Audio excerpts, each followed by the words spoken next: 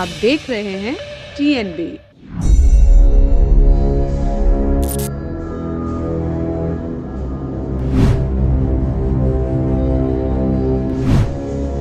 कई दिनों से रूस और यूक्रेन के बीच चल रहे तनाव ने गुरुवार सुबह युद्ध की शक्ल ले ली। रूस के राष्ट्रपति व्लादिमीर पुतिन ने यूक्रेन पर युद्ध का ऐलान कर दिया।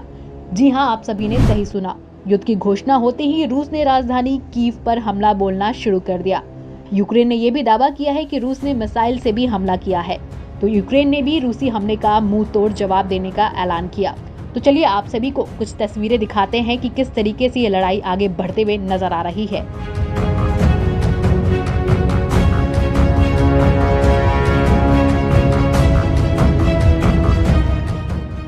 रूस के राष्ट्रपति व्लादिमीर पुतिन ने गुरुवार सुबह यूक्रेन पर सैन्य कार्रवाई करने का आदेश दिया। रूसी सेना ने यूक्रेन की राजधानी कीव समेत कई जगहों पर बमबारी की। अभी भी धमाकों की आवाज लगातार वहां सुनाई दे रही है। आप सभी इन तस्वीरों में देख सकते हैं बमबारी की तस्वीर।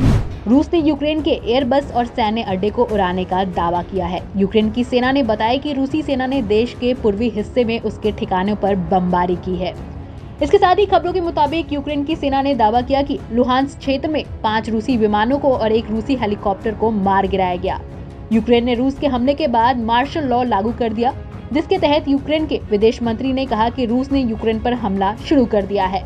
यूक्रेन में रूस के हवाई हमलों से बचने के लिए लगातार सायरन बजाए जा रहे हैं। हमलों से बचने के लिए कीव में नागरिक भूमिगत मेट्रो स्टेशन की ओर भी जा रहे हैं। यूक्रेन पर हमले को लेकर भारत ने चिंता जाहिर की। संयुक्त राष्ट्र सुरक्षा परिषद यानी कि यूएनसी में हुई बैठक में भारत ने दोनों देशों से तनाव कम करने का आग्रह किया है। संयुक्त राष्ट्र सुरक्षा परिषद में भारत के अस्थायी प्रतिनिधि TS तिरुमूर्ति ने कहा कि हम तत्काल डीएस्केलेशन का आह्वान करते हैं और आगे किसी भी कार्रवाई से परहेज करते हैं जो स्थिति को बिगाड़ने में योगदान दे सकता है।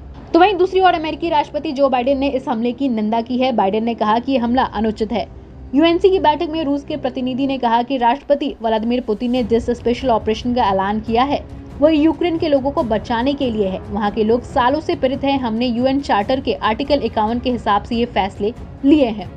तो वहीं दूसरी ओर एयर इंडिया की फ्लाइट A11947 यूक्रेन के कीव में यानी कि no term notice to air mission के कारण दिल्ली वापस आ गई।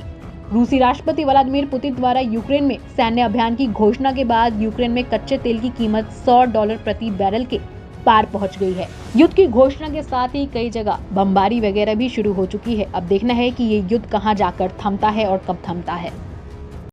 हमारे नए अपडेट्स पाने के लिए हमारे चैनल को सब्सक्राइब करें और बेल आइकन पर क्लिक करें। साथ ही हमारे वीडियोस को लाइक और शेयर करना ना भूलें।